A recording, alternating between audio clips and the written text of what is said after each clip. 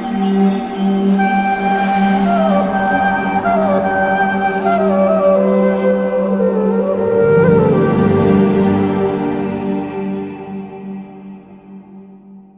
नमो भगवते वासुदेवाय। ओम नमो भगवते वासुदेवाय। ओम नमो भगवते वासुदेवाय। नारायणं नमस्कृत्य नरं चैव नरोत्तमं देवीं सरस्वतीं व्यासं ततो जयमुदीरयेत्। नष्टप्रायेष भद्रेषु नित्यं भागवत सेवया भगवती उत्तमा श्लोके भक्तिर्भवति नैष्टिकी। हरे कृष्णा। तो आप सबको स्वागत करते हैं ये भागवत संदेश की कार्यक्रम में। पिछले 2 एपिसोड में आपने देखा भागवत की महिमा, भागवत की मधुरिमा, जिसके अंतर्गत हमने श्रवण किया कि 2 प्रकार के भागवत होते हैं। एक है ग्रंथ भागवत, दूसरा है भक्त भागवत। ये ग्रंथ भागवत अगर कृष्ण प्रेम रस है, भक्त भागवत जो है वो रस पात्र है।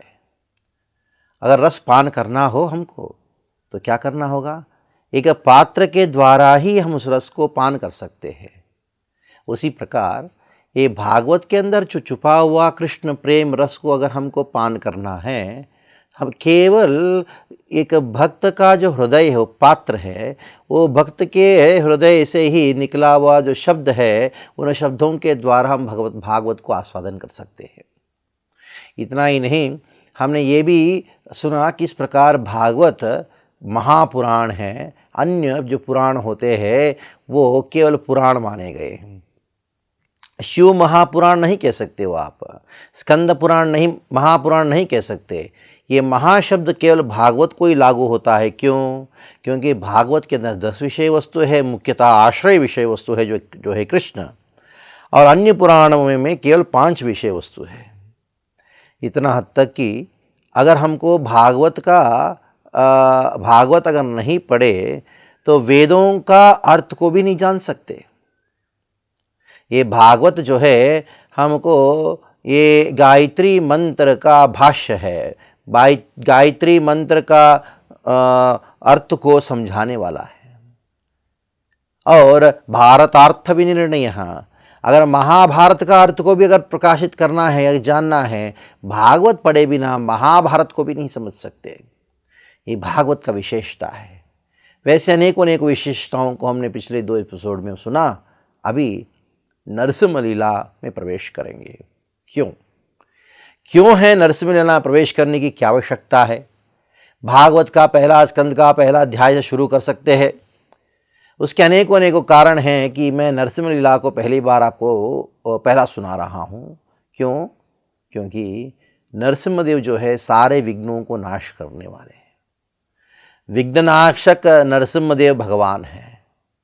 खास करके हमारे भागवत संदेश की कार्यक्रम में उसमें कोई विघ्न ना हो, इसलिए नरसिम्हदेव का प्रार्थना करते हुए हम नरसिम्हा लीला से चर्चा करना शुरू करेंगे। खास करके भगवान श्री नरसिम्हदेव भक्त वत्सल है और सारे विघ्न उनको नाश करते हैं। हमारे हृदय में असुरी तत्वों को नाश करते हैं नरसिम्हदेव। इतना ही नहीं, अभी कुछ ही दिनों में हम नरसिम्हा जयंती मनाने वाले हैं, नरसिम्हदेव का प्राकट्य दिवस मनाने वाले हैं। और एक रहस्यमय बात है, भागवत को समझना है नरसिम्हदेव की कृपा चाहिए। भगवान नरसिम्हदेव की कृपा के बिना हम भागवत को नहीं समझ सकते। भागवत के टीकाकार हुए, मूल टीकाकार जिनका नाम है श्रीधर स्वामी, जिनके आधार पे श्रील विश्वनाथ जी ठाकुर हमारे संस्था के संस्थापक आचार्य इस डिवाइन ग्रेस इसी भक्ति वेदांत स्वामी प्रभुपाद जी ने अपनी टीकाओं को रचना किया है। तो श्रीधर स्वामी के विषय में कहा गया है, शिवजी स्वयं कहते हैं, अहम वेत्ति सुख वेत्ति व्यास वेत्ति न वेत्ति वा श्रीधरम सकलम वेत्ति नरसिम्हा प्रसादयेत। इसका अर्थ क्या है? शिवजी कहते हैं भागवत को मैं जानता हूँ, सुखदेव गोस्वामी जानते हैं, व्यासदेव जानते भी हैं, नहीं भी जानते हैं। वो क्यों हैं वो तो कभी बाद में चर्चा किया जाए, लेकिन बात यह है, श्रीधरम सकलम वेत्ति नरसिंह प्रसादयेत। नरसिम्हदेव के प्रसाद से यानी उनकी कृपा से श्रीधर स्वामी भागवत का यथार्थ को जानते हैं। इसलिए श्रीधर स्वामी सबसे पहला नरसिम्हदेव को प्रणाम करते हैं। वागीशा यस्य वदने लक्ष्मीर्यस्य च वक्षसि यस्यास्ते हृदये संवित् तन्नरसिंहम् अहं भजे। कहते तम नरसिम्हम् अहं भजे, मैं उन नरसिम्हदेव को प्रणाम करता हूँ जिनकी कृपा से मेरे हृदय में संवित शक्ति का आवेश हुआ है, जिसके द्वारा मैं भागवत को समझ पा रहा हूँ, आस्वादन कर पा रहा हूँ और इसकी एक टीका लिख पा रहा हूँ। और बाद में नरसिम्हदेव के विषय में श्रीधर स्वामी पाद कहते हैं कि नरसिम्हदेव उग्रोपि अनुग्रहेवायम, उग्रोपि अनुग्रहेवायम, बड़े उग्र है नरसिम्हदेव, होने पर भी वो अनुग्रह है। क्यों अनुग्रह है? क्योंकि स्वभक्तानाम न केशरी, केशरी वसपूतानाम अन्येनाम उग्र विक्रमः। जैसे केशरी वसपूतानाम, एक शेर का बच्चा है। अगर शेर का बच्चा शेर को देख के शेर नहीं समझता है, वो भयभीत नहीं होता शेर को देख के, उल्टा वाले प्रेम के साथ वो भाग के वो शेर या शेरनी के पास जाके बैठ जाता है शेर का बच्चा। क्यों? शेर के बच्चे के लिए शेर या उनकी माँ है या पिता है, शेरनी माँ है और शेर पिता है। लेकिन अगर हमारा बच्चा या हम भी हो, शेर को देख के डर जाते हैं। उसी प्रकार भगवान नरसिम्हदेव शेर का रूप है, सिंह का रूप है। भक्त होते हैं ना, उनसे प्रेम करते हैं। जब भक्त भगवान नरसिम्हदेव के मुखारविंद को देखते हैं, इतना सिंह जैसा मुखारविंद होने पर भी उनको चंद्रमा जैसा दिखाई पड़ता है। लेकिन अभक्तों के लिए भयंकरी है। इस प्रकार नरसिम्हदेव की स्तुति करते हुए श्रीपाद श्रीधर स्वामी अनेकों जगह उनकी भागवत की टीकाओं में नरसिम्हदेव का स्तुति किया, उनका आराधना किया और भागवत की टीका को रचना करना प्रारंभ किया। तो उन्हीं के पदचिह्नों में चलते हुए, हमारे आचार्यों के पदचिह्नों में चलते हुए नरसिम्ह लीला के द्वारा हम भागवत का संदेश का जो सीरियल का एपिसोड है वो शुरू करने वाले हैं। नरसिम्हदेव का लीला 7वें स्कंद में होता है। 7वां स्कंद जो है, ऊती नामक विषय वस्तु का विस्तार से वर्णन हुआ है। भागवत में 10 विषय वस्तु है। अत्र सर्गो विसर्गश्च स्थानं पोषणमुतयः मन्वन्तरेशानुगता निरोधो मुक्तिराश्रयः। ये जो 10 विषय वस्तु भागवत में है, ये दूसरा स्कंद का 10वां अध्याय का पहला श्लोक में सुत गोस्वामी पाद, सुखदेव गोस्वामी पाद ये 10 विषय वस्तुओं को वर्णन करते हैं। है क्या 10 विषय वस्तु? 10 टॉपिक्स ऑफ श्रीमद् भागवतम। जैसे अगर आप सब भागवत प्रेमी हैं तो आपको मालूम होना चाहिए भागवत में 10 विषय वस्तु है। उनमें से सबसे महत्वपूर्ण विषय वस्तु है, 10वां विषय वस्तु, वो है आश्रय तत्व यानी कृष्ण।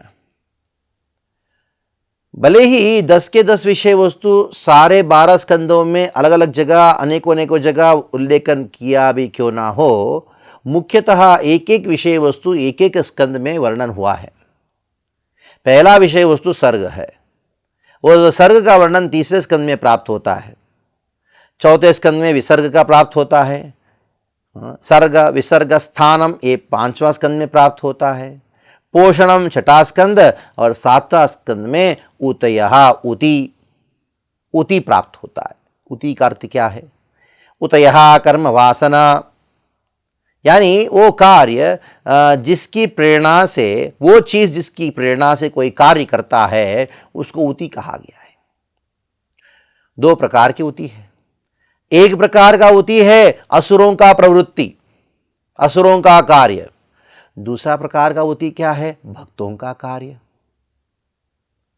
या असुरों का कार्य हमेशा दूसरों को परेशान करना रहता है। उनके लिए ऊती क्या है? भक्तों के प्रति या भगवान के प्रति किया गया अपराध। अपराध जो है वो परिणित होता है दुष्कार्य करने में। भगवान की कृपा से हमको क्या प्राप्त होता है? अच्छे कार्य करना, भगवान का भजन करना, इस प्रकार की प्रवृत्ति प्राप्त होता है। तो ये 7वें स्कंद के 7वें स्कंद में ये दोनों प्रकार की उति का वर्णन है। एक और हिरण्यकशिपु हिरण्याक्ष की उति, उनका क्या है, पूर्व जन्मों में या आध्यात्मिक जगत में भगवान के पार्षद यानी जय विजय के प्रति किया गया अपराध। और दूसरी ओर प्रहलाद महाराज, उनका उति क्या है, भक्ति की प्रवृत्ति है। हिरण्यकशिपु ने उनको बहुत तकलीफ दिया, मारने के लिए प्रयास भी किया, लेकिन प्रहलाद महाराज जरा सा भी डगमगाए नहीं, प्रशांत रहे, एकदम बिल्कुल शांति से। उनको मालूम ही नहीं पड़ रहा था क्या हो रहा है, हमेशा कृष्ण के भजन में तल्लीन थे, कृष्ण का स्मरण कर रहे थे प्रहलाद महाराज।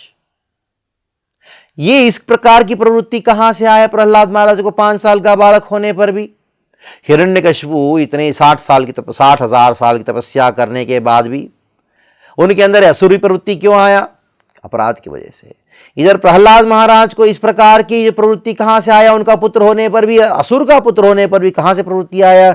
भगवान का विशेष आशीर्वाद है प्रहलाद महाराज को, क्योंकि उनको नारद जी का संगति प्राप्त हुआ।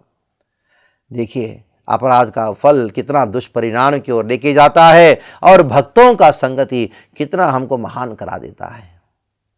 इसलिए भागवत भक्तों की संग में बैठ के श्रवण करना चाहिए। हमारे अंदर अगर अच्छे गुण प्राप्त करना चाहते हम, या हमारे बच्चों के अंदर अच्छे गुण को प्रदान करना चाहते हैं, भक्तों के संग के बिना यह असंभव है। प्रहलाद महाराज ये महान भक्त है, उनके विषय में ये 10 अध्याय वर्णन हो रहा है। भले ही हमने इस लीला को नरसिम्हा लीला कहा, ये नरसिम्हा लीला से बढ़कर प्रहलाद चरित्र है। आइए हम ये 7वां स्कंद का पहला अध्याय के कुछ अंशों को चर्चा करते हुए हम आगे बढ़ेंगे। प्रहलाद महाराज की चरित्र, प्रहलाद चरित्र सुनते सुनते नरसिम्हा का प्राकट्य के बारे में भी श्रवण करेंगे आगे कुछ हमारे एपिसोड्स में।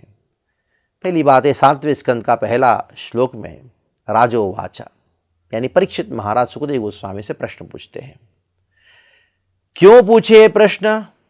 क्योंकि 6ठे स्कंद में सुखदेव गोस्वामी ने कहा था परीक्षित महाराज को, हे परीक्षित, दिति के 2 पुत्र हुए, हिरण्याक्ष हिरण्यकशिपु, इन दोनों को भगवान ने वध किया। हिरण्याक्ष को वध किया वराह रूप में आके, और हिरण्यकशिपु को वध किया नरसिम्हदेव के रूप में आके। किसके लिए वध किया? इंद्र को रक्षा करने के लिए, इंद्र का पक्ष लिया। जैसे ये बात सुना परीक्षित महाराज को तो पूरा मालूम है, भगवत तत्व को मालूम है, लेकिन इस संसार में अनेकों लोग हैं सोचते हैं कि भगवान पक्षपात करते हैं। कभी भी हमारे जीवन में संकट आता है तुरंत कहते हे भगवान मेरे साथ में ऐसा क्यों किया? वो कितना सुखी है, देखो आपने उनको सुखी रखा और मुझे संकट में डाला। तुरंत भगवान के ऊपर हम एक बड़ा आरोप डाल देते हैं। क्या आरोप डालते हैं? ये पक्षपात करते हैं, विषमता रखते हैं। विषमता मतलब पक्षपात करते हैं। प्राय कुछ लोग कहते हैं देखो भगवान कितने पक्षपात करते हैं, एक व्यक्ति को इतना गरीब बना दिया, एक व्यक्ति को इतना अमीर भी बनाया, इतना हद तक कि देखो मैं तो केवल अच्छा कर्म करता हूं, सारा बुरा मेरे साथ ही होता है। एक दो देखो ये व्यक्ति तो बुरा ही करता रहते हैं लेकिन सारा सुख उसको प्राप्त हो रहा है। ये बहुत बड़ा आरोप है किसके ऊपर? भगवान के ऊपर। तो भगवान पक्षपात करते हैं। असुर लोग कहते हैं कि भगवान जो विष्णु जो है अपने भक्तों को रक्षा करने के लिए हमको वध कर देते हैं, भक्तों का पक्ष लेते हैं, भगवान को समान होना चाहिए। परीक्षित महाराज को तो मालूम है कि भगवान हमेशा समभाव को बना के रखते हैं, लेकिन हमारे मन में भविष्य में ऐसे लोग आएंगे, अनेकों लोग आएंगे जिसके मन में इस प्रकार की विषमता, इस प्रकार की शंका हो कि भगवान विषमता रखते हैं, भगवान पक्षपात करते हैं। उस शंका को दूर करने के लिए परीक्षित महाराज प्रश्न पूछते हैं सुखदेव गोस्वामी से। पूछते हैं कि समप्रिय सुहृद ब्रह्मन, हे ब्राह्मण, हे सुखदेव गोस्वामी, भगवान के अंदर ये 3 गुण पाए जाते हैं, समः प्रियः सुहृद। वो सबके लिए समान है, समः। दूसरा समः, दूसरा क्या गुण है? वह प्रियः, वो सबसे प्रेम करते हैं, सबको समान दृष्टिकोण से प्रेम करते हैं। और तीसरा वो सुहृद, वो सबके मित्र है। अगर वैसा है तो भगवान के पास ये 3 गुण हैं, तो वो सम होने पर भी वो इंद्र का पक्ष क्यों लिया, भक्तों का पक्ष क्यों लेते हैं?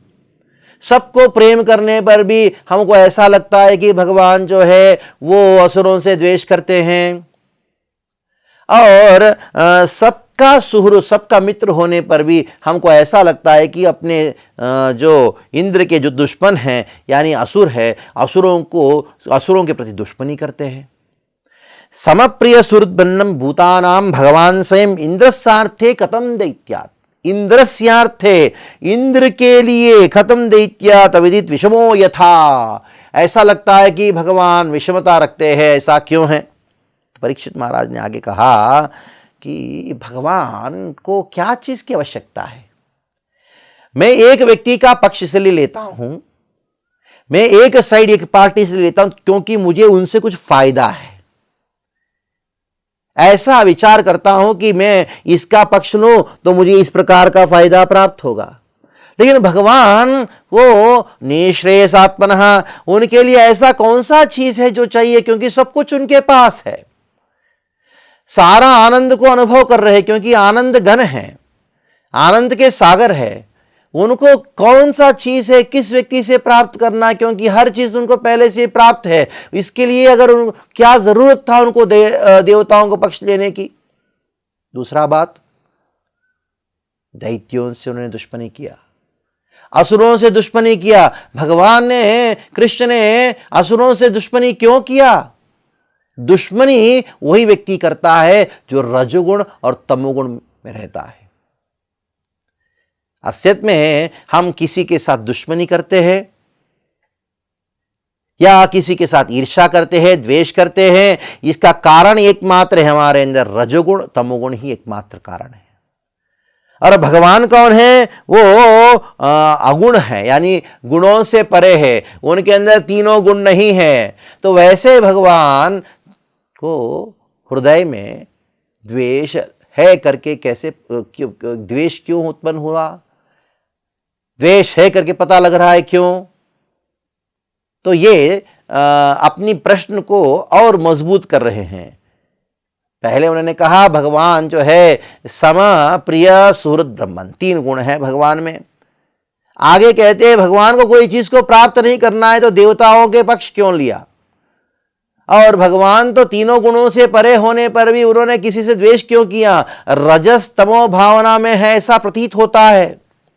तो उन्होंने कहा नारायण गुणान प्रति, इस प्रकार नारायण के गुणों के प्रति मुझे इतना महान संशय है, मुझे संशय को दूर कीजिए। तद्भवान चेतुमर्हसि, आप जैसे समझते हैं उसके अनुसार मुझे ये मेरे मन में जो बड़ा संशय उत्पन्न हुआ है उस संशय को दूर कीजिए। किसने पूछा प्रश्न? परीक्षित महाराज ने सुखदेव गोस्वामी से पूछा। तो सुखदेव गोस्वामी इस प्रश्न का उत्तर देते हुए ने कहा साधु पृष्ठम महाराजा हरेर चरित्रम अद्भुतम। हे महाराजा, आपने बहुत ही अद्भुत प्रश्न पूछा है, बहुत सुंदर प्रश्न पूछा है, क्योंकि इस प्रश्न से आधारित होते हुए, इस प्रश्न के वजह से मेरे मुख से कृष्ण कथा उत्पन्न होने वाला है। तो सुखदेव गोस्वामी कहते हैं मैं हरि कथा का वर्णन करता हूं।